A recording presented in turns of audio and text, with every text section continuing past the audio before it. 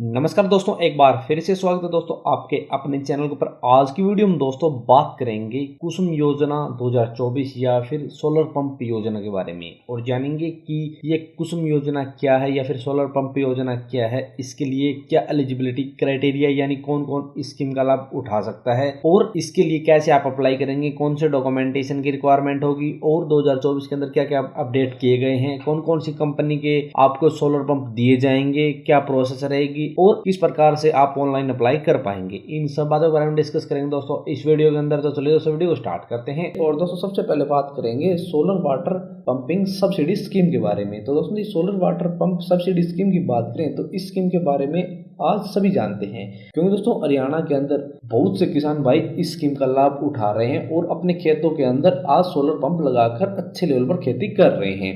दोस्तों ये सरकार द्वारा इसलिए स्कीम स्टार्ट की गई थी क्योंकि दोस्तों सरकार चाहती है कि पोल्यूशन को कम किया जाए, जिसके लिए वे डीजल से चलने वाले पंप को कम कर रही है और सोलर से चलने वाले पंप को बढ़ावा दे रही है। इसलिए दोस्तों सरकार द्वारा किसानों को सब्सिडी के ऊपर सोलर पैनल अवेलेबल कराए जा रहे हैं और उनको वाटर पंप भी इसके साथ प्रोवाइड किए जाएंगे, जिससे उनको कोई भी समस्या ना हो और वे अपने खेत के अंदर एक अच्छा सोलर पंप लगाकर अपने खेत की सिंचाई कर सके और अच्छी से अच्छी पैदावार ले सके।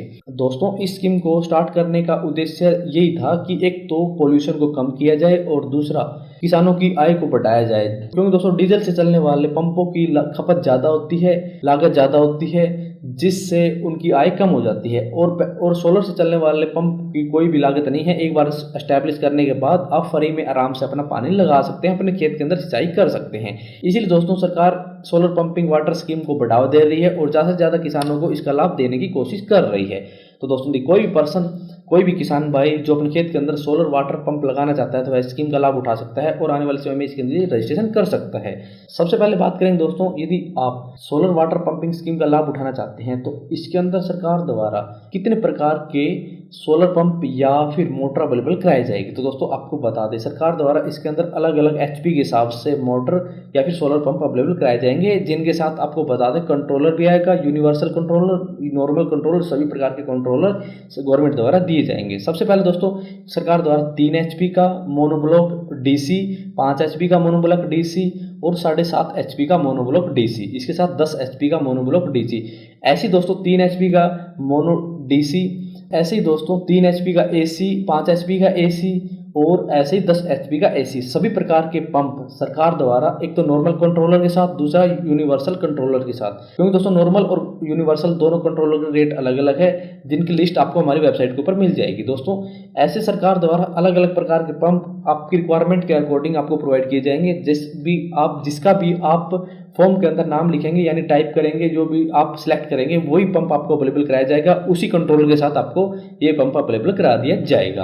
अब बात करें दोस्तों सोलर पंपिंग स्कीम के लिए क्या एलिजिबिलिटी क्राइटेरिया है। तो दोस्तों एलिजिबिलिटी क्राइटेरिया की बात करें तो इसके लिए एक तो आवेदक हरियाणा का स्थायी निवासी होना चाहिए, आवेदक के पास जमीन होनी चाहिए और आवेदक के पास अपने सभी डॉक्यूमेंट होने चाहिए, यानी अपने जो भी खेत के डॉक्यूमेंट है, अपने पर्सनल डॉक्यूमेंट है, वे सभी डॉक्यूमेंट और बैंक के डॉक्यूमेंट, जितने भी डॉक्यूमेंट होते हैं सभी डॉक्यूमेंट आवेदक के पास होने चाहिए। उसके बाद ही इस स्कीम का लाभ उठाया जाएगा। अब बात करें दोस्तों, यदि आप सोलर वाटर पंपिंग स्कीम का लाभ उठाना चाहते हैं तो इसके लिए आपको कौन से डॉक्यूमेंट की रिक्वायरमेंट होगी। तो दोस्तों जी डॉक्यूमेंट की बात करें तो एक तो किसान भाई के पास अपना पहचान पत्र होना चाहिए, आईडी प्रूफ के तौर पर आधार कार्ड हो सकता है, पहचान पत्र हो सकता है, कोई भी एक आईडी प्रूफ के तौर पर होना चाहिए। इसके बाद जमीन की फर्द होनी चाहिए, इसके बाद बैंक के अकाउंट डिटेल होनी चाहिए, बैंक अकाउंट और बैंक अकाउंट की पासबुक होनी चाहिए, इसके साथ फोटोग्राफ्स और मोबाइल नंबर होना चाहिए। तो दोस्तों जैसे जमीन के डॉक्यूमेंट, पर्सनल डॉक्यूमेंट, ये सभी डॉक्यूमेंट किसान भाई के पास है तो वह इस स्कीम के लिए रजिस्ट्रेशन कर सकता है और इस स्कीम का लाभ उठा सकता है। अब बात करेंगे दोस्तों सोलर वाटर पंपिंग स्कीम के तहत कितने % तक सब्सिडी प्रोवाइड की जाएगी। तो दोस्तों जी इसके अंदर सब्सिडी की बात करें तो इसके अंदर आपको 75% से 90% तक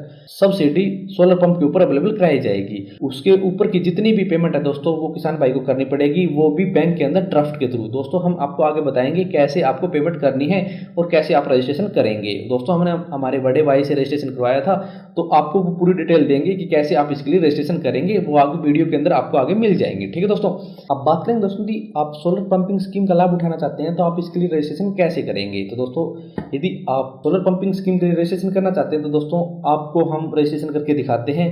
दोस्तों हमारे बड़े भाई ने इसके लिए रजिस्ट्रेशन किया था, तो आपको ये देखिए कैसे रजिस्ट्रेशन करते हैं और आप इसका कैसे लाभ उठाएंगे। तो चलिए दोस्तों इसका रजिस्ट्रेशन करके आपको दिखाते हैं। तो आज हम भरने जा रहे हैं सोलर वाटर पंपिंग स्कीम के लिए फॉर्म, जो कि हरियाणा के लिए आप अप्लाई कर सकते हैं। और इसकी वेबसाइट है sarlharyana.government.in और इसका जो लिंक है वो आपको नीचे डिस्क्रिप्शन में मिल जाएगा, जहाँ से आप डायरेक्टली इसको ओपन कर सकते हैं। और आप जैसे ही यहाँ पे लॉगिन होंगे, आपको अपनी आईडी से लॉगिन करना होगा और जैसे आप लॉगिन कर लेंगे, यहाँ पे आपको अप्लाई फॉर सर्विसेज के बाद में व्यू ऑल सर्विसेज के ऊपर क्लिक करना है और यहाँ पे आकर आपको सर्च करना है सोलर। ठीक है, सोलर सर्च करने के बाद में आपको यहाँ पे application for solar water pumping scheme मिल जाएगा, जिसके ऊपर आपको क्लिक करना है। और जैसे ही आप क्लिक करेंगे, यहाँ से आपको एक फॉर्म डाउनलोड करना है और उसके अंदर आपको जो भी अपना डिक्लेरेशन है वो आपको साइन और एप्लीकेशन नेम और आपको डेट लिख के यहाँ पे प्रोसीड टू अप्लाई कर देना है डाउनलोड करने के बाद में। और इसको प्रिंट आउट करके आपको ये सारे काम करने होंगे। तो जैसे अभी मैं प्रोसीड टू अप्लाई कर रहा हूँ, क्योंकि मैंने ये फॉर्म पहले डाउनलोड करके साइन वगैरह करके रखे हुए हैं। और जैसे इसको क्लिक करेंगे तो ये अपना नेक्स्ट जो पेज है उसको ओपन कर लेगा। तो इसके बाद में जैसे इसको ओपन करेंगे तो हमें एक जो हमारा परिवार पहचान पत्र है, यानी फैमिली आईडी, तो उसकी हमें रिक्वायरमेंट होगी। तो यहाँ पे मैं फैमिली आईडी एंटर करूँगा, जिनका मैं फॉर्म यहाँ पे अप्लाई कर रहा हूँ। तो जो हमारा फॉर्म है वो उनकी फैमिली आईडी हम यहाँ पे टाइप कर लेते हैं। तो यहाँ पे मैं उनकी फैमिली आईडी टाइप कर देता हूँ।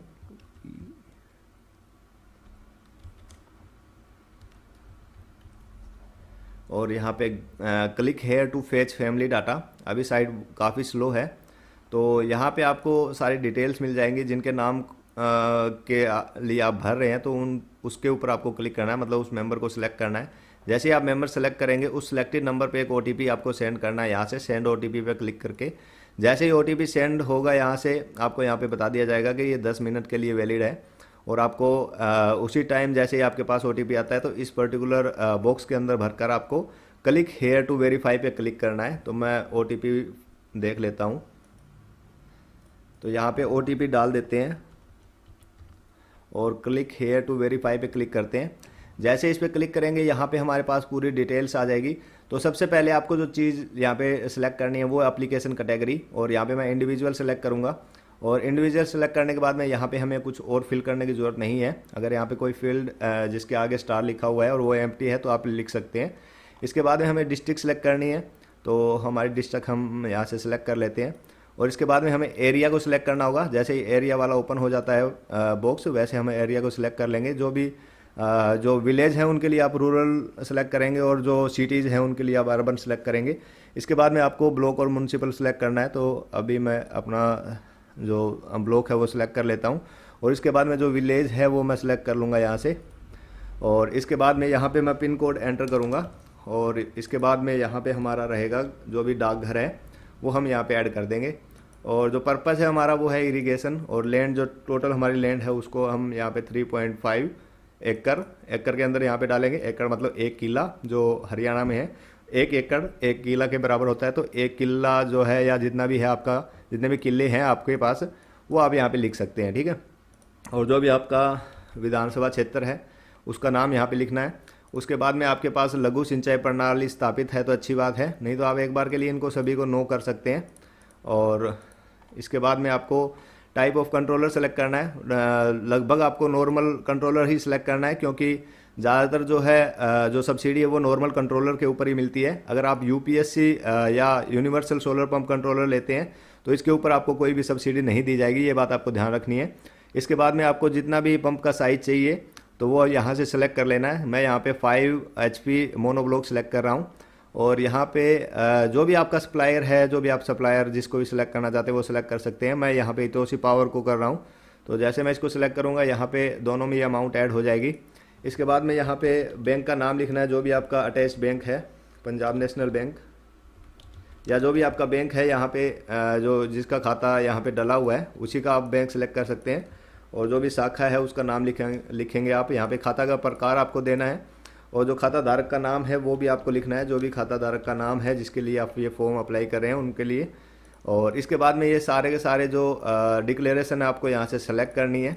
और इसके बाद में ये जो आपको वर्ड वेरिफिकेशन दिख रही है इसको आपको यहाँ से एंटर करना है और इसके बाद में सबमिट पे क्लिक कर देना है। ठीक है, तो यहाँ पे हमारा जो फॉर्म वाला काम है वो लगभग कंप्लीट हो गया है। इसके बाद में हमें 2 अपलोड करनी है, जो एक हमने स्टार्टिंग में देखी थी कि एक तो हमें डिक्लेरेशन का अपलोड करना है जो भी साइन करके, और दूसरा हमारा जो फर्द होती है उस फर्द को यहाँ पे अपलोड करना है। तो यहाँ से मैं डिक्लेरेशन को सिलेक्ट कर लेता हूँ और यहाँ पे जो लैंड होल्डिंग की जो रजिस्ट्रेशन पेपर है उसको मैं यहाँ पे सिलेक्ट कर लूँगा, जिसको हम फ़र्द भी कहते हैं। तो यहाँ से फ़र्द मैं सिलेक्ट कर लूँगा और इसके बाद मैं यहाँ पे सेव एनेक्चर पर क्लिक करूँगा। तो यहाँ पे जैसे इस पर क्लिक करेंगे ये हमारे एक और पेज के ऊपर ले जाएगा, और जैसे यहाँ पे सबमिट पे क्लिक करेंगे तो हमारा जो फॉर्म है वो सक्सेसफुली यहाँ पे सबमिट हो जाएगा। ठीक है, इसके बाद में एक PDF आएगी हमारे पास जिसको हमें एक्सपोर्ट करना है एज ए PDF, या आपके पास प्रिंटर है तो डायरेक्टली आप प्रिंट भी कर सकते हैं। ठीक है, तो ये एक PDF है जो कि जिससे कि आपको जितना भी जो भी पैसे आपको देने हैं इस पर्टिकुलर सप्लायर को उसका पूरी डिटेल यहाँ पे आपको मिल जाएगी। तो इस टाइप ये चीज़ें आपको बैंक में लेके जानी है जहाँ पे आपका चालान कटेगा। तो यहाँ से आपको एक्सपोर्ट टू PDF यहाँ पे सेलेक्ट कर लेना है और इसको यहाँ पे सेव करके ओके कर लेना। बस आपका फॉर्म यहाँ पे सबमिट हो गया है। तो ये वीडियो आज यहीं पे ख़त्म करते हैं और नेक्स्ट वीडियो के लिए हमारे चैनल को सब्सक्राइब कर लीजिए। Thank you. तो दोस्तों इस प्रकार से आप सोलर पंप योजना के लिए अप्लाई कर सकते हैं और अपने खेत में एक सोलर पंप लगवा सकते हैं। दोस्तों यदि आप इस स्कीम के बारे में और ज़्यादा विस्तार से पढ़ना चाहते हैं तो आप हमारी वेबसाइट को विजिट कर सकते हैं। लेकिन दोस्तों आपको बता दें, यदि आप इस योजना के डॉक्यूमेंटेशन के बारे में जानना चाहते हैं तो आपको इनकी ऑफिशियल वेबसाइट से पता चलेगा कि आपको कौन से डॉक्यूमेंटेशन की रिक्वायरमेंट होगी किस टाइम के लिए। क्योंकि दोस्तों कई कंपनियों के पंप ये अवेलेबल करवा रहे हैं, तो अलग अलग कंपनीज के हिसाब से आपको पंप अवेलेबल कराए जाएंगे। तो आप इस प्रकार से अपने खेत के अंदर पंप लगवा सकते हैं। दोस्तों यदि आपके इसके बारे में कोई भी सवाल या फिर क्वेरी है तो आप कमेंट बॉक्स में कमेंट कर देना। तो दोस्तों आज की वीडियो में इतना ही। यदि वीडियो पसंद आए तो लाइक और शेयर करना ना भूलें, और यदि आप हमारे चैनल पर नए हैं और किसी भी स्कीम से संबंधित जानकारी लेना चाहते हैं तो हमारे चैनल को सब्सक्राइब करना ना भूलें।